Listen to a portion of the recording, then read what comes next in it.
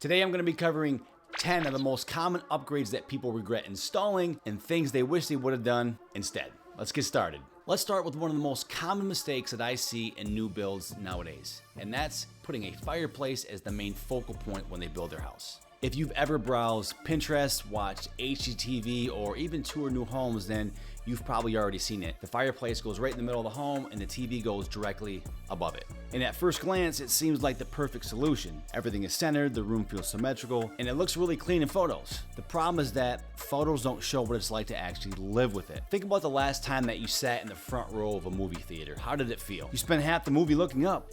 And that's essentially what you're recreating in your living room. Most fireplaces were designed long before giant flat screen TVs existed. Their height was intended for artwork, mirrors, or decorative features, not a screen you're going to stare at for 3 hours on a Sunday afternoon. And trust me, after a while, you will start to notice it. Maybe not consciously at first, but you will find yourself leaning back further and further on the couch. The room looks great, but it doesn't feel great. And what's even more interesting is the fireplace at first was the most important focal point of the room, but over time, it becomes less important. I've walked through many homes over the years where the fireplace hasn't even been turned on in years. Maybe the climate is mild, maybe the house has efficient heating, maybe the family simply just doesn't use it. Yet every piece of furniture is still arranged around it as if that's what you're just supposed to naturally do.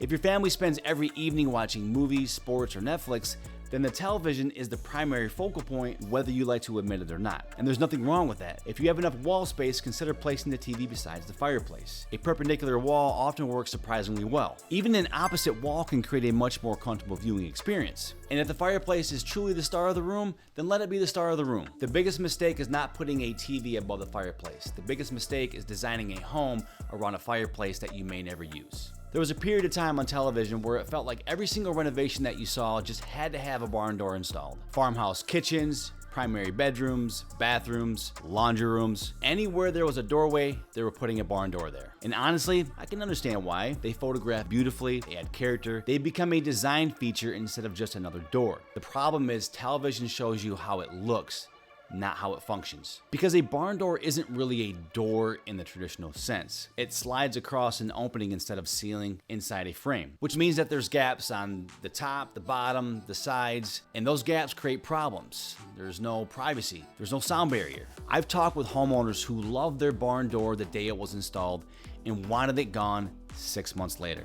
Not because it looked bad, because it didn't function the way they expected. And what's interesting is that barn doors don't actually work really well in certain situations, like pantries, closets, or laundry rooms. Even home offices where complete sound isolation isn't important, the mistake isn't the door itself. The mistake is using it where privacy matters. There's also the architecture side of it. A barn door is going to fit more naturally in a farmhouse as compared to a traditional style house. I've seen ultra-modern homes where a rustic barn door feels completely disconnected from everything around it, almost like someone bought it because it was trendy rather than because it belonged there. So the lesson here is pretty simple. A feature shouldn't just look good in a photo, it should actually fit into your daily life and how it's actually being used and applied. And when it comes to bedrooms and bathrooms, people are actually starting to realize that the barn door really doesn't function that well because of the lack of privacy and the sound barrier. So choose wisely and make sure you make a good decision that's going to work and be beneficial for you. Doorless showers have become one of the most copied luxury features that you see in a hotel and residential design. However, they're a failure. I understand the appeal. They feel open, they feel modern, they make a bathroom look larger than it really is. When you see them in photos, they look incredible. The problem is that hotel bathrooms and residential bathrooms, they're not the same thing. Hotels are cleaned constantly. The layouts, they're carefully engineered. The floor slopes are perfectly calculated. And if something isn't working, someone else fixes it. At your home, you're the maintenance department. And that's where the reality is going to start to show up. The first issue is water. Without a door or an enclosure, water has one job: to escape. If the floor isn't graded perfectly, water starts creeping onto the rest of the bathroom floor. It doesn't happen all at once. It starts with a little puddle, then another. Then suddenly you're stepping into wet socks every single morning. And the second issue is temperature. Most homeowners, they don't think about this until winter arrives. The shower doesn't just keep water inside, it also keeps heat inside as well. And without the barrier, all the warm air disperses into the room. And if you live somewhere with cold winters, you're going to feel it immediately. Instead of enjoying a warm shower, you're standing in a cold bathroom wondering why you spent more money to be less comfortable. Now don't get me wrong, doorless showers, they can work very effectively, but you have to have the right size bathroom to do it. If you're trying to fit it into a small bathroom, into a corner, you're not going to have a good experience that you're hoping for. Instead, you're just gonna have like a wet corner. So really think about this if you're going to install this in your house. Open shelving may be one of the biggest mistakes that I see people making nowadays. Think about this logically. You can put an open shelf bookcase out in, say, your living room. You're gonna put things there once, and more than likely there's a good chance it's probably gonna stay. Now let's think about your kitchen. You're going to put things on your open shelves in a particular order. How often do you think they're gonna stay like that? The dishes look beautiful up front, you have perfectly folded linens, handmade pottery, everything's styled like it belongs in a magazine. What you don't see is what happens 3 months later, because kitchens, as we all know it, are very busy places. Plates get used, coffee mugs get moved, spices get shuffled around, kids put things back where they don't belong. Life happens, and before long, these beautiful shelves start looking more like storage than design. And then there's the cleaning aspect of it that most people just don't think about. Things will naturally get greasy, especially if you're cooking more regularly. Dust is going to start to build up, and grease will eventually start to compile. Every time you're frying food or cooking on the stovetop, tiny grease particles are floating through the air. And guess where they land? On everything sitting out in the open. Now suddenly you're not just cleaning dishes, you're cleaning dishes that were just cleaned because of all the dust that's floating and all the grease that's coming up in the air. One of the many things that people don't realize about seeing people's homes online is, though they look open, they typically have hidden storage areas that you can't see.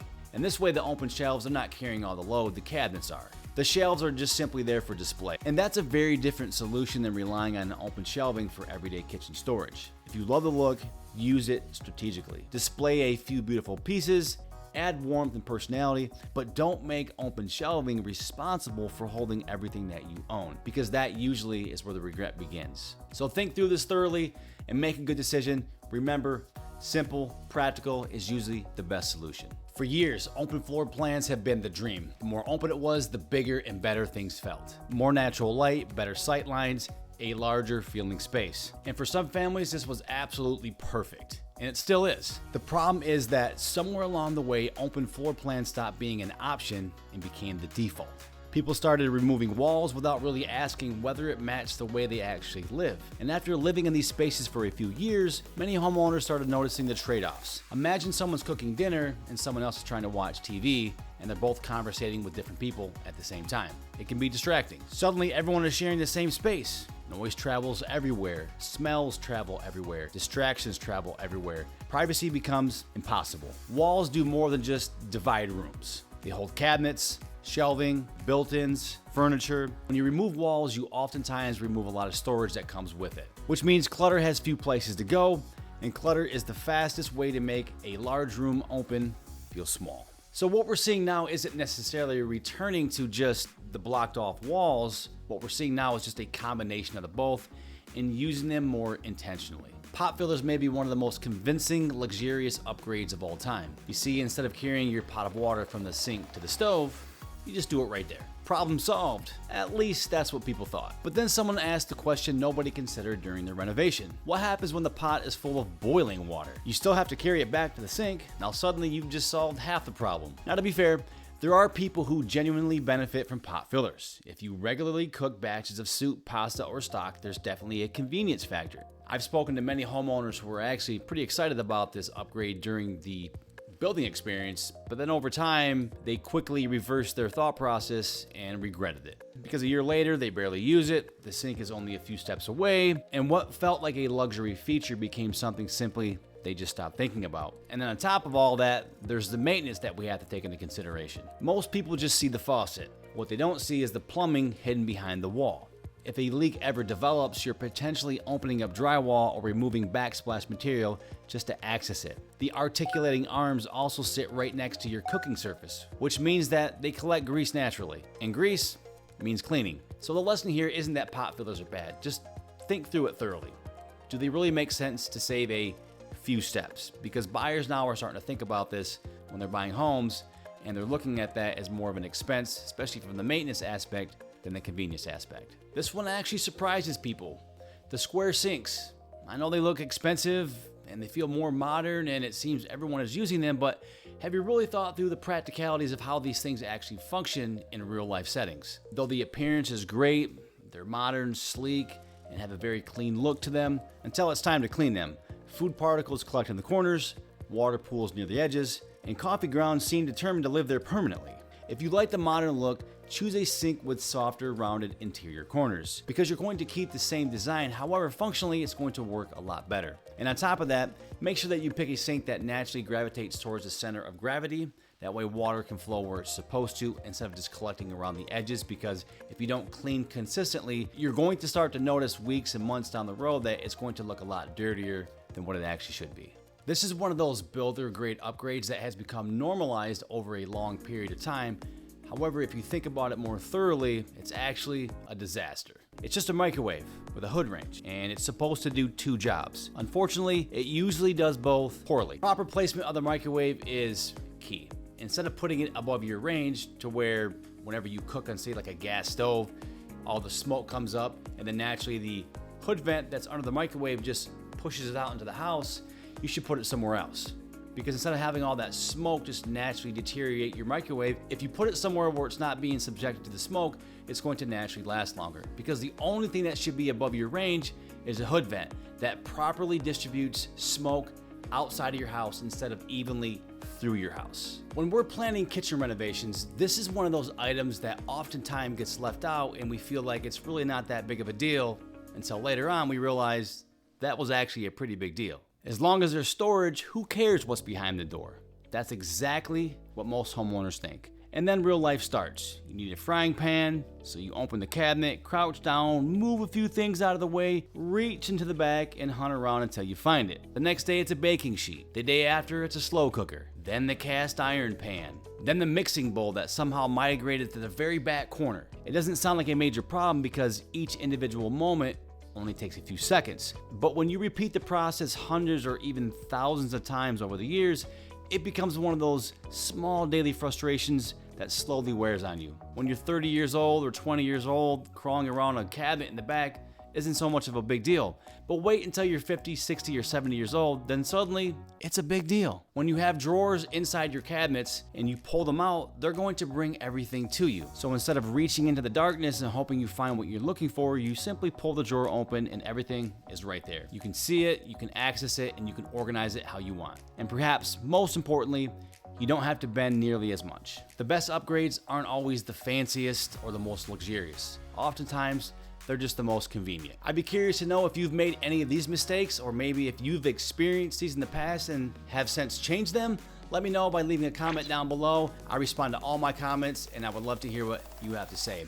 If you're tired of losing money on your house, check out this video right here. I know it'll bring exceptional value to you.